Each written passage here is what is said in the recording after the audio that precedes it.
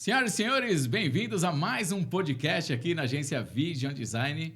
Hoje, cara, eu trouxe uma convidada inteligentíssima, fantástica. A gente estava batendo um papo aqui, mulher maravilhosa, falando sobre vários assuntos aqui. E para você que tem sua empresa aí, precisa pensar nos seus colaboradores, você também, na sua saúde mental, na sua saúde física, eu trouxe para você hoje aqui a Júlia Vieira, que é da ReHealth, que é um programa de saúde e bem-estar. Cara, seja muito bem-vinda, é um prazer ter você aqui. Obrigada. Eu queria que você me contasse, já começasse contando um pouco mais sobre a saúde e bem-estar, né? Que é o propósito da ReHealth. Sim. A ReHealth tem esse nome porque é uma abreviação de Rede Integral Health. A minha formação base é educação física. E, ao longo da minha formação, eu fiz uma residência chamada Residência Multiprofissional em Saúde da Família.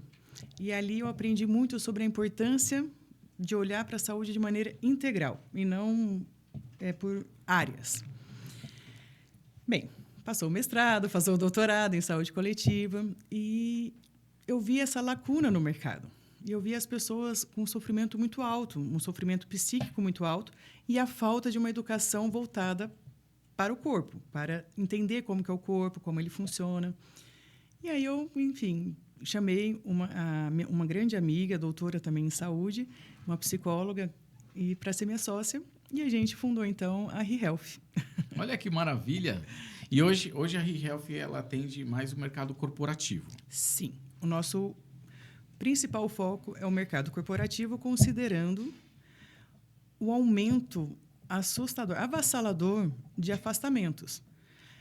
Digamos que antes da pandemia havia sim muitos afastamentos, só que depois da pandemia, na pandemia caiu e depois foi voltando e nós estamos em 2025 teve o segundo maior aumento de casos de afastamentos, mais de 547 mil apresentados, né, até pelo G1. Então assim é muito preocupante. E pensar que a nossa saúde, a nossa vida não deveria girar em torno do trabalho, mas sim o trabalho ser uma parte da vida, isso me pegava. Eu falei, não, a gente precisa... como eu atendia em academia, eu atendia outro. Eu falei, não, vamos na raiz, vamos cuidar das pessoas dentro do ambiente de trabalho para que elas tenham qualidade de vida fora do trabalho. E assim surgiu a ReHealth. Uau, que legal! Então, ajuda não só aos funcionários, né, mas aos donos, os gerentes, gestores, porque é muito comum, hoje em dia, falar em burnout, né? Nossa, fulano se afastou por burnout. Não, eu ouvi esse ano aqui, acho que uns 3, 4 amigos, olha, está afastado por conta de burnout. Falei, nossa, o que é? Tá na moda? Sabe? Porque você nunca ouviu tanto falar em burnout. Nessa palavra, né? É verdade. E prejudica muito a empresa, porque eu acho que é aí que vem o grande lance, né? Você pensar antes das coisas acontecerem. É aí que entra a ReHealth. Não deixa que isso aconteça. Exato. Você sabe o que é a síndrome de burnout? Não. Vamos lá. No doutorado, eu estudei a síndrome de burnout e lazer entre os funcionários estatutários que estavam próximos da aposentadoria na Unesp de Botucatu. E tem vários pontos que a gente precisa de pensar. Primeiro, a palavra trabalho vem de um instrumento de tortura da Idade Antiga chamado tripalium. Nossa. Nas religiões de origem cristã, fala-se muito que a sobrevivência do homem é baseado no suor do trabalho. A sua riqueza é baseada no suor do seu trabalho. É como se medisse a sua capacidade por meio do trabalho. E aí depois veio, né, muitas histórias, muito tempo na vida da humanidade, e chegou o bendito capitalismo. Eu brinco, né, uma grande ironia nisso, que no capitalismo você sempre tem que fazer mais. E se você fez mais, não foi o suficiente, você tem que fazer mais. E aí, hoje você deu 130%. Que bom, amanhã eu quero 135%, tá bom? Com isso, a sociedade foi ficando cada vez mais ansiosa. Por quê? Porque ele nunca sabe o que vai esperar no dia seguinte. Diferente de uma pessoa que tem um trabalho rotineiro, cadenciado, que ele vai chegar, vai fazer aquele determinado trabalho e vai embora. Hoje as profissões, hoje os trabalhos vivem baseado na pressão da produtividade. Então, gera a mudança, o desconhecido gera ansiedade. Aí, então, as pessoas eram afastadas com com os diagnósticos de transtorno de ansiedade ou transtorno de síndrome depressiva. E aí, Maslach, uma autora, ela desenhou, né, após a escrita do conceito do burnout, ela escreveu um instrumento para avaliar essa questão do burnout. Então, o burnout, ele só entrou no CID, né, que é o Sistema de Classificação de Doenças, porque é uma doença laboral. O que seria laboral? Que faz parte do trabalho. Tá. Ou seja, o burnout, o médico, quando ele vai fazer o diagnóstico, ele vai investigar se aquelas ansiedades, se aquele humor deprimido está associado à vida pessoal ou a questões do trabalho. Questões do trabalho, CID para burnout, síndrome de burnout. Questões pessoais, aí vai ver qual transtorno mental que se encaixa pelos critérios de classificação. E o burnout, ele tem um tripé, são 3 pilares. Primeiro, a exaustão... perdão, não é primeiro. Eles são os 3 principais. É que algumas pessoas apresentam mais uns do que os outros sintomas. Mas é a exaustão emocional. Sabe aquela coisa, tipo, você chega no trabalho com a cabeça cansada? Mal chegou, já está cansado. Sei.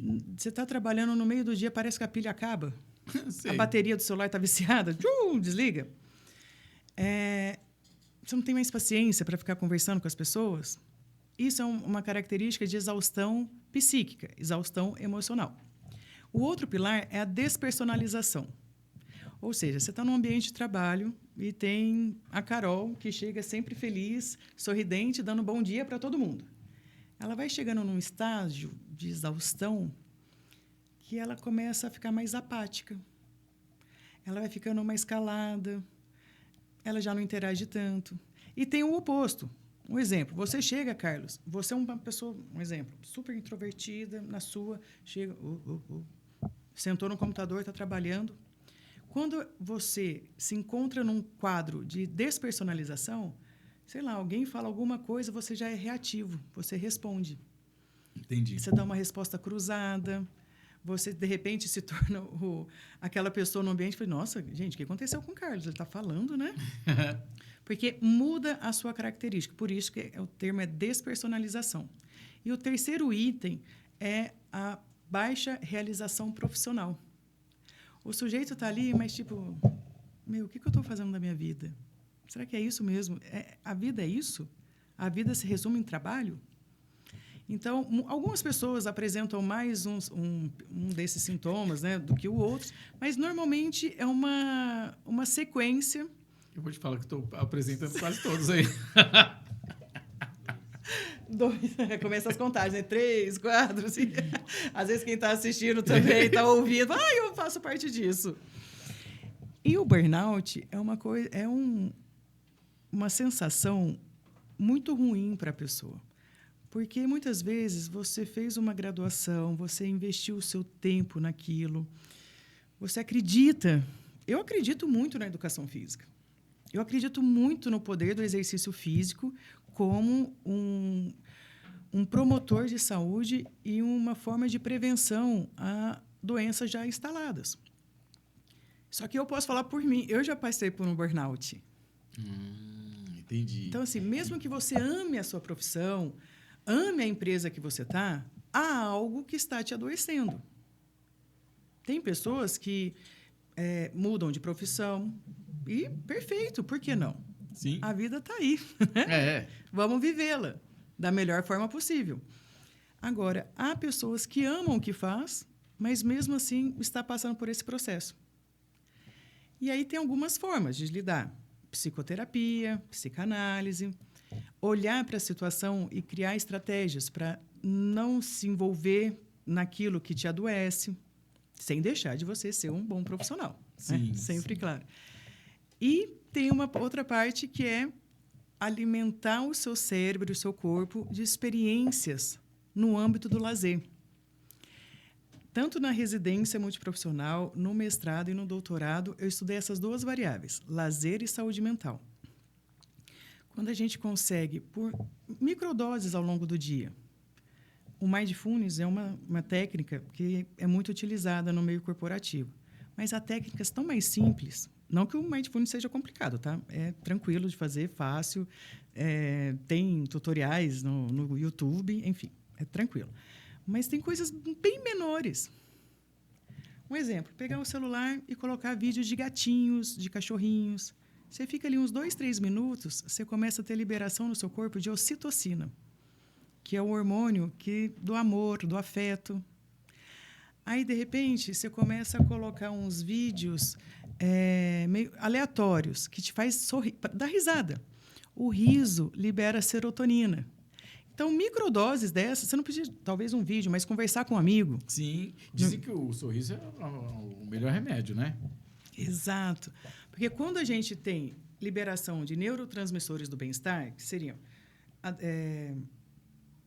serotonina, ocitocina, dopamina, são os 3 mais importantes aí, mas também tem o GABA, que é um neurotransmissor do relaxamento, né? A noradrenalina. São todos neurotransmissores que, quando eles começam a surgir, né, ser liberado no organismo, no cérebro, o cortisol automaticamente começa a cair. Então, eu costumo dizer que a gente tem que ser tipo uma bateria de celular. Tá vendo que a bateria está caindo? Vai ali na empresa, vai tomar um café, conversa com um amigo. Ou então, faz uma pausa de 5 minutos, coloca uma música que você gosta muito, que te leva a uma memória, né, afetiva, Boa, que aquilo te apazigua. Então, eu vou te contar um segredo. Sabia que alguns anos atrás a gente estava criando, acho que era criar, não lembro se era o layout de um site ou um logo, não lembro. Eu sei que era alguma coisa que a gente precisava criar. E não vinha nada na cabeça, sabe? Aquela coisa, não vem, não vem. Falava, sabe o que a gente vai fazer? Vamos sair daqui? Vamos. A gente saiu, vamos beber. Vamos. A gente saiu, a gente foi no bar, bebeu e tal, ficamos zoando, tirando onda e tal. Falava, agora vamos voltar a trabalhar? Vamos. A gente voltou, cara, a coisa fluiu, deu tudo certo. Aí você fala, mas como? Pois é. Isso tem uma explicação muito linda. No meu doutorado, eu usei uma imagem de um cérebro. Depois eu posso até te passar. É bem gostoso. Eu falo que o meu sonho é entrar nas empresas e colocar essa imagem no desktop da galera. Porque tem o cérebro, né, todo coloridinho, e aí as funções de cada região. E o que eu fiz? Eu coloquei determinadas regiões, você consegue ter experiências no âmbito do lazer. Um exemplo, atividade intelectual. Ler um livro, escrever um texto, né? Assistir um podcast, ouvir um podcast. Isso tudo vai agir, vai ter ação de uma outra região do cérebro. Ou seja, você descansa a região pré-frontal, que a gente chama de torre de controle. É onde todas as decisões acontecem. Imagine que durante o dia, a sua torre de controle, o dia inteiro ela é bombardeada de informações que ela tem que ficar processando. Chega uma hora que, cansa. É muito comum as pessoas falarem, eu sinto uma dor de cabeça, eu não sei explicar. Mas aí durmo e passa. Nossa, isso acontece direto comigo também. Durmo 10 minutinhos, parece que, nossa. Ou eu deitei, fiquei assistindo uma TV e passou. Por conta disso, porque você muda a região de estimulação do cérebro. A atividade física é uma outra região. Atividades manuais, outra região. Memórias afetivas, que a gente associa com a contemplação, né, que é uma possibilidade, outra região. E são todas as atividades que você consegue colocar no seu dia a dia. Não precisa esperar o fim de semana para ter a experiência. Ou as férias do ano para poder ter um lazer. Não, o lazer é no dia a dia. O lazer é conversar com um amigo. O lazer é mandar um áudio para um conhecido.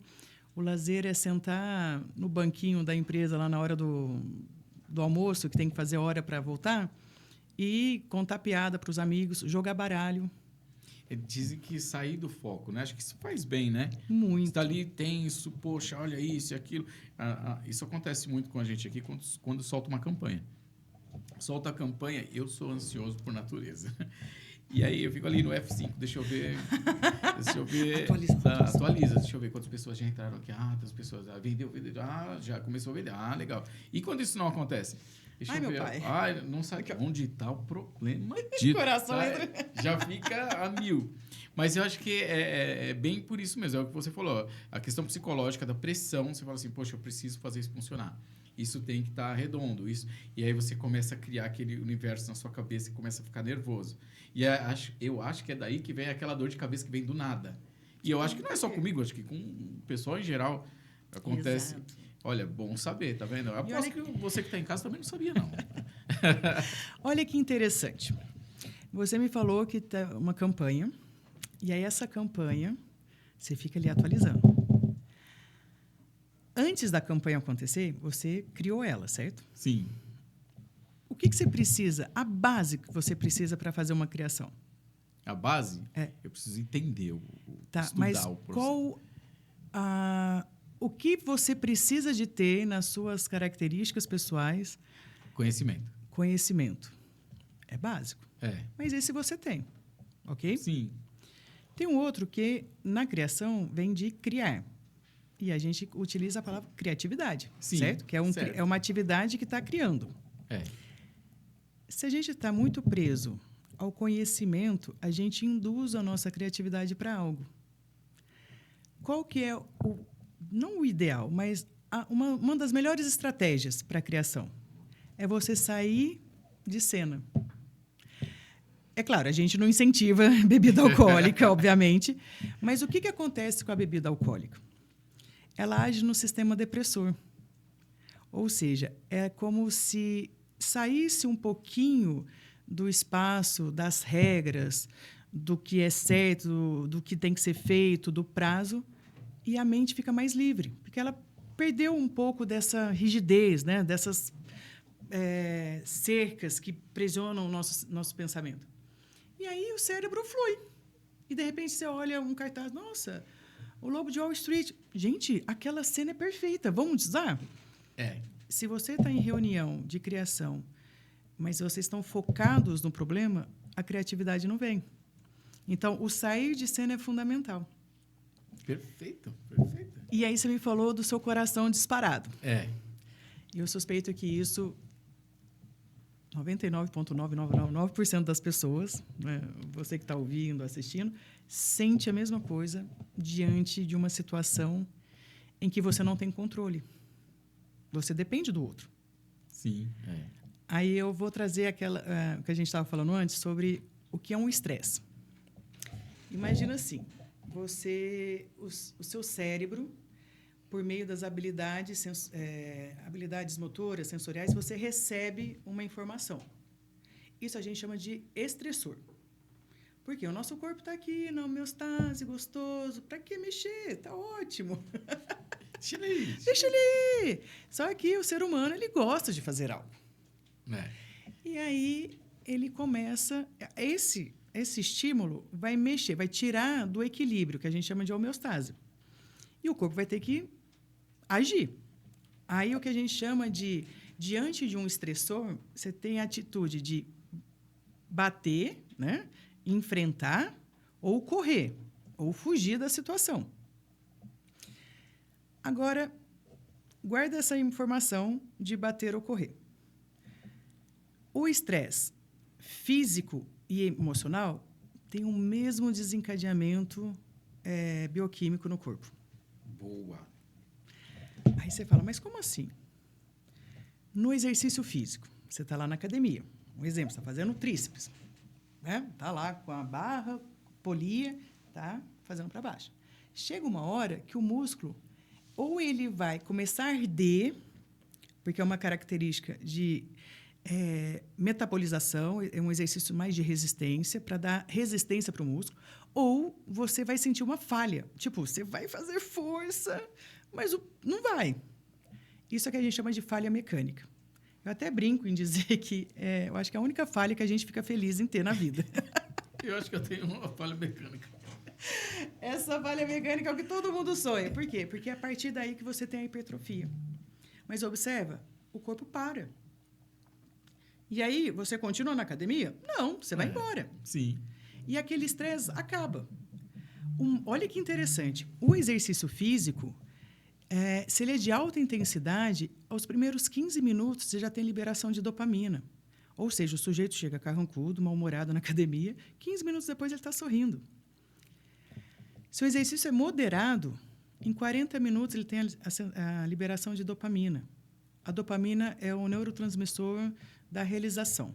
Sentimento de realização, tipo, sou ninja, né? Eu sou a pessoa.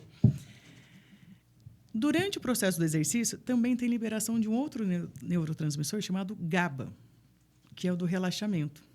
Eu sou uma pessoa que, se eu treino, Carlos, eu tenho que dormir depois. Eu tomo um banho, relaxo o meu corpo. Tem pessoas que têm um nível de adrenalina tão alto que treina de manhã e passa o dia inteiro ligado. Isso também acontece. Agora, o que tem a ver o estresse físico com o emocional? Pensa que quando você recebe o estresse, o estímulo, seu cérebro aciona 2 sistemas, o endócrino e o simpático. Ambos têm a função do quê? De botar o seu corpo para agir. Então, a frequência cardíaca aumenta porque tem liberação de adrenalina. A frequência cardíaca aumentando, aquela sensação de coração mais acelerado, a sua respiração vai acompanhar. Ou seja, você começa a ficar com aquela respiração curta, mais... né? E aí, imagina que todas as artérias do seu corpo e às vezes sofrem uma leve dilatação. Por quê? Seu coração está bombeando mais, ele está ejetando mais sangue. O objetivo do corpo é levar oxigênio para toda a musculatura do seu corpo para você fazer o bater ou correr. Tudo isso é assim. No momento que você recebe o estímulo. No sistema endócrino, tem liberação de hormônios, né, como a adrenalina, das suprarrenais. O baço começa a produzir mais sangue. Por quê? Gente, vamos lá. O corpo é como se tivesse soldadinhos falando, galera, vamos lá, vamos lá, vamos lá. Ó, o Carlão vai começar a fazer exercício, hein? Ó, o Carlão agora, ele tá tenso, ele precisa de reagir. Mas aí você não reage. Diferente na academia que você reage, né? Você enfrenta o exercício. Na parte emocional, psíquica, a gente não age. A gente tem a possibilidade, num prédio em chamas, que eu olho naturalmente, instinto de sobrevivência, qual é? Bater, né? E enfrentar o problema, sei lá, pegar um extintor e apagar, ou correr, ou fugir. Viu uma porta, uma janela? Eu vou fugir. Mas não. O estresse emocional, a gente tende a ficar nesse prédio em chamas. Não corre, nem apaga o fogo. Nem apaga o fogo. Que seria a solução. Tipo, eu vou solucionar esse meu problema ou eu vou parar de focar minha energia nisso. Só que isso não acontece. Por quê? Porque, por algum motivo, seja a questão... Um chefe pediu um trabalho que está para além da sua capacidade e isso vai te sobrecarregar. E aí você passa horas a mais trabalhando. Ou você atua numa empresa em que constantemente o seu líder está gerando desconforto com falas mais agressivas, passiva-agressiva, que é o que... Eu ia perguntar exatamente isso. Falar até que ponto um líder, a pressão, seja para venda, para o negócio, enfim, o seu chefe, seu líder, ele pode causar, não sei se chama de trauma, mas algo sei lá, que mude o seu estado, seu né? O estado moral. Vai muito de pessoa para pessoa, que é o que a gente chama de resiliência. Um exemplo, você, digamos que a Carolina é a nossa chefe. Ela vem e traz uma informação. Galera, o prazo está estourando. Eu preciso dos relatórios até às 17 horas. Essa informação, ela pode bater diferente em você e em mim. Talvez eu já venha com uma exaustão emocional, que essa vai ser a gota para transbordar. Entende? Entendi. Aí, se a gente pensar na questão do estresse, Você está ali, né? O tempo todo recebendo estímulo no trabalho. A pessoa, quando ela dorme, ela não para de pensar naquilo. Olha o dedinho. Então, diferente do exercício físico, que você dorme e recupera, o estresse emocional não. E agora, pensa comigo, imagina o seu corpo o dia inteiro sendo bombardeado por adrenalina, o seu cortisol altíssimo, o seu coração batendo mais do que o necessário, a sua respiração acelerada. E aí isso tudo tem uma questão de energia elétrica, não é nada energia espiritual nem nada. O universo, não. Sim. É fisiológico. Essa energia tem que ir para algum lugar. É. Tipo, você tem que colocar para fora. Ai, mas eu não faço exercício. Ah, eu não tenho tempo.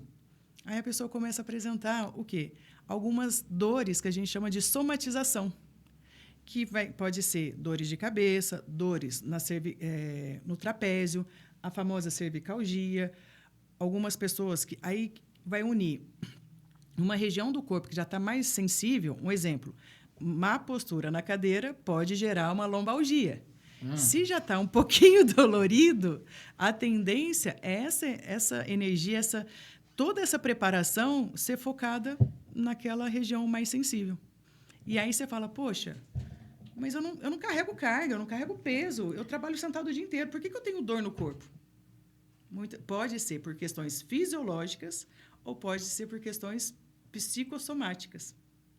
Entendi. Esses dias eu cheguei em casa, acho que à tarde, eu falei, nossa, parece que passou uma carreta em cima de mim. Eu não fiz exercício nenhum.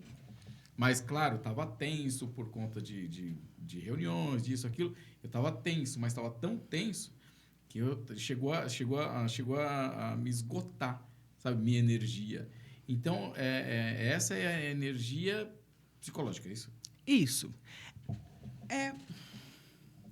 Eu costumo dizer que em todas as relações, a gente tem trocas. Sim. Então, assim, ao mesmo tempo que eu estou doando parte do meu conhecimento e, querendo ou não, o meu corpo está em movimento, meu cérebro, minha região pré-frontal, né? Essa parte da frente, assim, meio que da testa, essa região, ela está em ação. Por quê? Porque eu tenho que processar a informação, o que você me pergunta, o que você fala, e elaborar uma resposta. Só que, ao mesmo tempo, enquanto eu estou doando, eu também estou recebendo. Porque é uma troca gostosa, uma conversa legal, né, prazerosa. Ou seja, eu ainda estou tendo também liberação de neurotransmissores do bem-estar. Tipo, eu estou feliz de estar aqui. Isso, minimamente, me gera a liberação de serotonina. Então, isso me acalma. Agora, se fosse com uma pessoa totalmente desconhecida, bem provável que eu estaria... Ai, será que eu estou sentada certinha? Ai, meu Deus, eu posso mexer aqui? E a hora que sair, você ia estar ainda com dor, com... Exato. E eu achei interessante uma coisa que você falou, quando você fez uma comparação. O desgaste muscular, né, do corpo e o desgaste psicológico, né? Porque o do corpo você recupera. Eu queria que você contasse um pouquinho disso. Até porque... Adoro essa parte. Até porque a maioria, né, do nosso público são empresários, donos de empresa, pessoas desse universo. E é legal que eles saibam que, às vezes, ele tem um funcionário que não está produzindo tanto quanto ele deveria por conta de um desgaste físico ou por conta de um desgaste mental. E que isso, a longo prazo, pode afetar o bolso dele, porque esse funcionário pode ter um problema, pode ficar afastado, pode ter vários problemas. Aí eu queria que você, que é especialista, falasse sobre isso. Vamos lá. Vamos pensar em dois públicos. Tem, assim, claro, eu estou generalizando o público que trabalha sentado, tá? Porque dentro do público que trabalha mais tempo, predominantemente sentado, não significa que ele fica 8 horas. Sim, Levanta para tomar um café, para beber água, para cutucar um amigo do lado, né? Tipo, tem um comentário, vamos conversar, né? Vamos atualizar. Mas, basicamente, se pegar as profissões que as pessoas passam mais tempo sentados, com o trabalho predominantemente mental, intelectual, ele vai ter um tipo de desgaste corporal.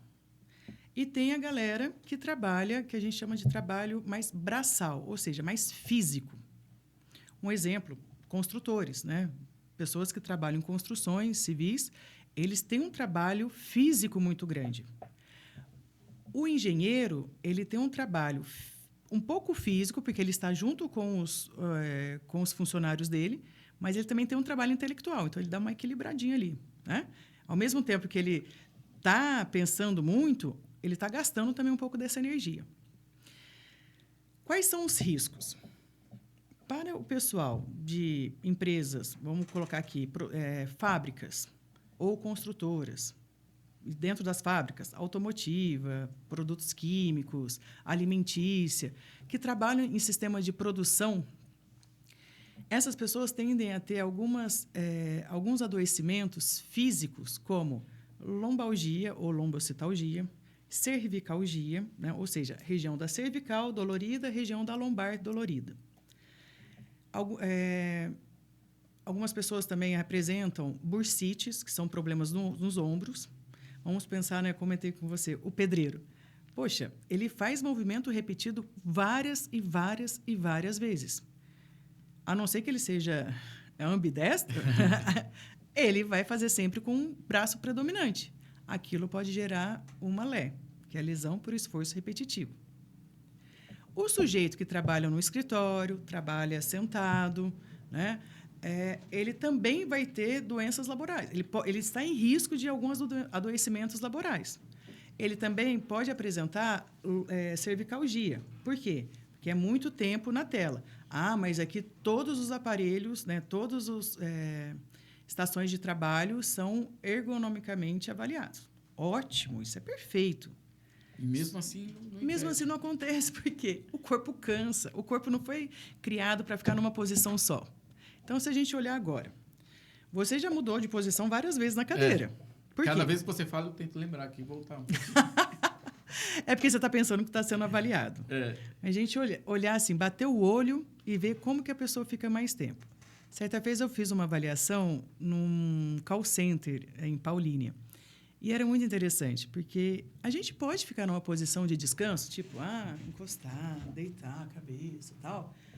O ideal é que isso seja em poucos momentos, tipo uns 10 minutinhos do dia.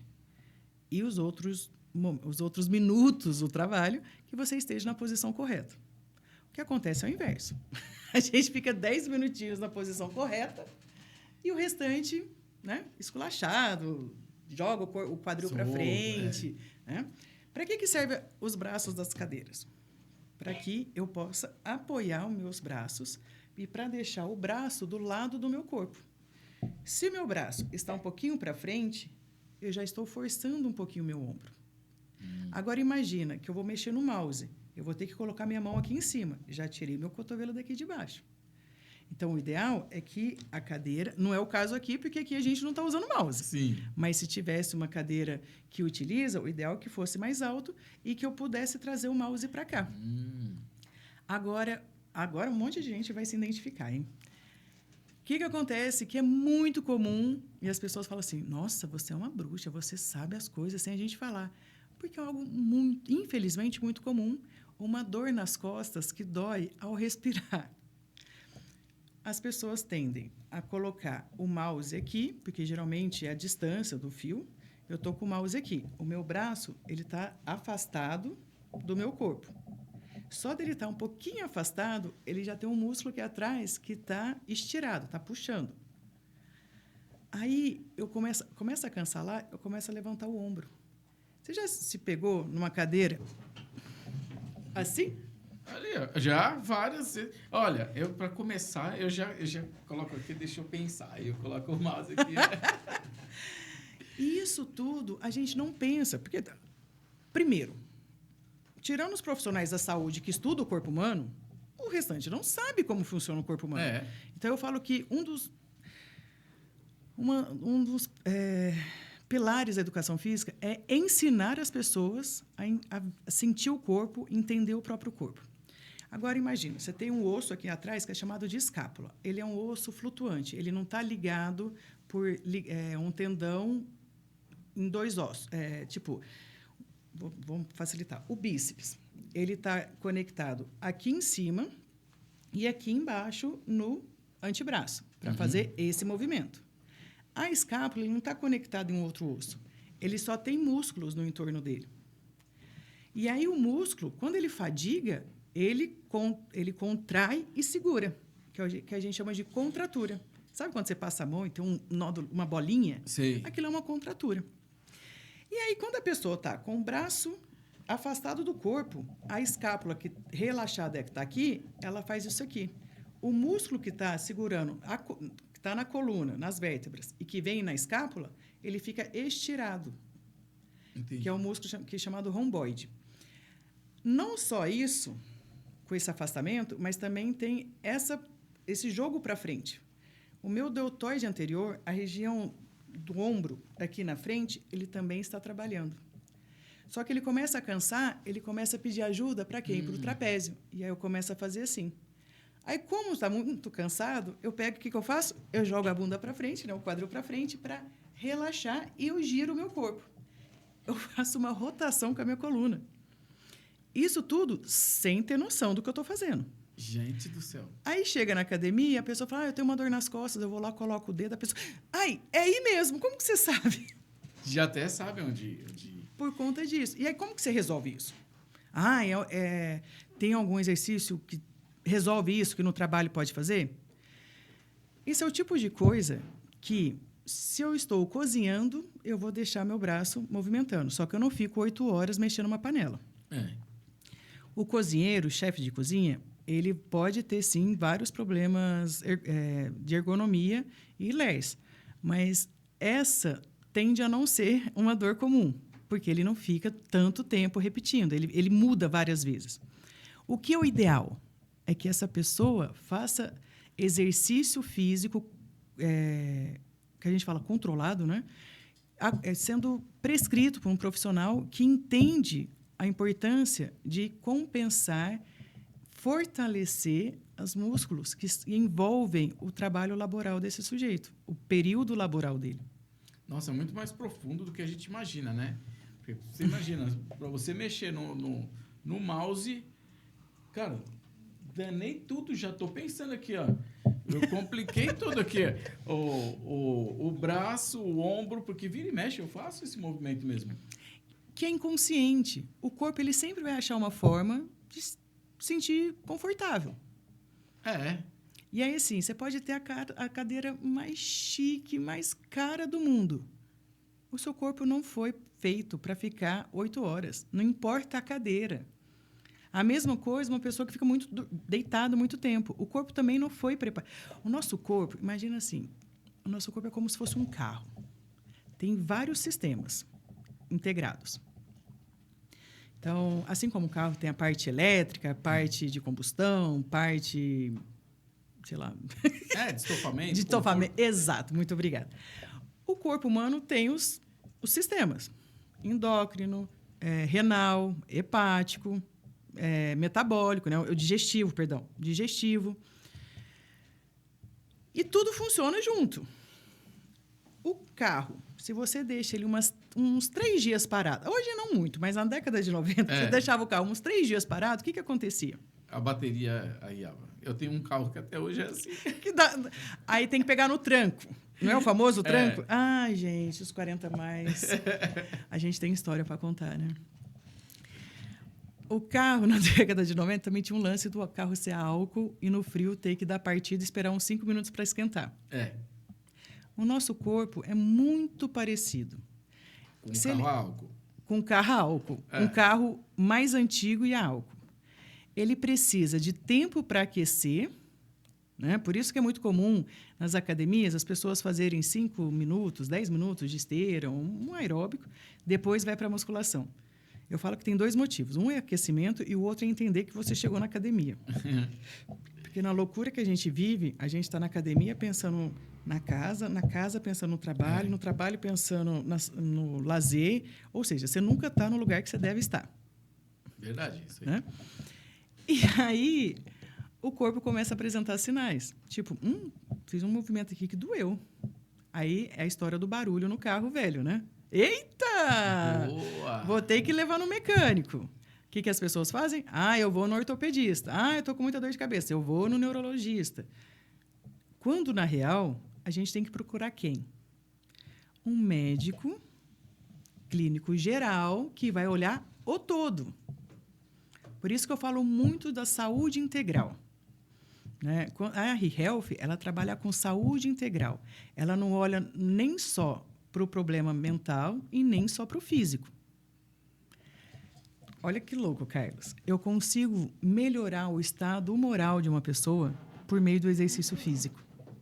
Controlar a ansiedade, eu consigo. Eu consigo melhorar os sintomas depressivos. Há tempo que também eu consigo melhorar o índice glicêmico. Eu consigo melhorar a pressão arterial. Tudo em prescrições de exercício físico. Olha que legal. E o que acontece no meio, no ambiente de trabalho? No início do século XXI, né, meados de 2000, um pouquinho ali para frente, surgiu a ginástica laboral. Boa! Eu já cheguei a fazer isso aí. Já chegou a fazer? Já, logo cedo, né? Longa e tal. E assim, durante a minha graduação, eu cheguei a estagiar com ginástica laboral. Em Campinas, eu trabalhei em empresas gigantes, que era tanto empresa de produção de celulares, quanto uma outra também que eu trabalhei, que foi produção de carros. E em escritórios de tecnologia, escritórios de empresas que são voltadas à parte energética. A ginástica laboral é muito linda a teoria. E depois eu dei aula em 4 faculdades no interior de São Paulo. Em uma delas eu dava disciplina de ergonomia e de ginástica laboral. E eu digo que, infelizmente, a prática não acontece como deveria. Pensa comigo. Na teoria, você deveria colocar todos os dias de trabalho, 15 minutos antes de iniciar o trabalho, 15 minutos durante o processo de trabalho e 15 minutos depois do trabalho. Uau! 45 minutos. Me conte, que empresário que vai disponibilizar 45 minutos de trabalho para a ginástica laboral? Nenhum. Segunda pergunta, que trabalhador que vai chegar 15 minutos antes e vai embora 15 minutos depois? Também não vai. Um outro detalhe, em escritórios em que os profissionais precisam estar mais... digamos, vamos dar um exemplo. No direito, é muito comum as mulheres usarem saias, camisas para dentro, né? Homens, camisa para dentro, paletó. Eles não fazem movimentos... Eu tive experiência de 1 ano em 5 ou 6 empresas. Me falha a memória aqui. Eles não fazem. Movimento de braço, erguer o braço. Imagina, vai sair minha camisa aqui. E o terno, ele trava aqui, né? Trava o movimento. Então, o que a ReHealth faz? Ela trabalha com prescrição de exercício físico para os colaboradores. Então, o sujeito que trabalha na construção civil, ele vai ter um personal para chamar dele. Eu tenho um personal para falar que é meu. E esse personal vai acompanhar esse processo dele. O profissional ele não simplesmente prescreve e larga o sujeito. Ele acompanha por meio do aplicativo. Sim. Se ele está fazendo, se não está fazendo, se está gerando dor, desconforto, se está aumentando a força, se está sentindo mais resistência. E para a prescrição, esse profissional que atua na ReHealth, ele sabe sobre ergonomia. Entendi. Então, ele já tem ali os parâmetros todos. Exato. Desde que eu comecei a prescrever exercício, teve uma academia que eu trabalhei que uma vez uma pessoa olhou assim para mim, porque eu sempre perguntava, com o que você trabalha? E a pessoa olhou assim, mas por quê? Eu falei assim, olha, para eu prescrever, para além do que você me solicita, eu preciso de entender como você fica a maior parte do seu tempo no dia. Não, então tá bom. Eu trabalho sentado. Ele não falou qual era a profissão dele. Uhum. Também não me faz... já sabe. Eu só preciso saber como que ele fica, né? Então, a prescrição ela tem essa função no sentido de tanto trabalhar o equilíbrio emocional do sujeito, quanto tratar esse corpo para ele não precisar de manutenção. Entendi. Isso vai influenciar diretamente, né, nos gastos da empresa, no rendimento do funcionário, no lucro. Então, Exato. precisa pensar realmente, né? Sim. Um pouco mais, acho que com um pouco mais de carinho, né? Talvez precisa adequar essa cultura nas pequenas empresas também. Pequenas, médias, algumas já pensam um pouco mais, né? As Sim. grandes eu tenho certeza que já pensam. Mas as pequenas eu acho que é uma cultura que deve ser implantada, né? Isso é interessante, que você falou, as grandes já atuam. Como a gente está num processo de mudança nessa questão de tipo de como cuidar, hoje, o que é mais comum nas empresas? Trabalhar o coletivo. No coletivo, eu consigo, por meio da ginástica laboral, eu confesso que, ao longo de um ano dando ginástica laboral, teve uma empresa que eu atuei que eram 10 minutos. De resto, eram tudo 5 minutos. Que não dá nem tempo de ligar uma música para começar. As empresas atuais, no momento atual, o que acontece? A gente tem que oferecer aquilo que vai proteger o sujeito. E todo mundo, né? Tipo, a gente depende da ciência. E a ciência, no início dos anos 2000 ali, viu que a ginástica laboral resolvia. Hoje a gente está vendo que não resolve, malemar resolve 30%. E aí se tornou uma moeda mais jurídica do que realmente bem-estar. Exato. E aí, quando eu falo, olha, vamos prescrever o exercício para cada um, você vai, poxa, mas isso vai ficar meio caro. Amigo, não vai ficar caro.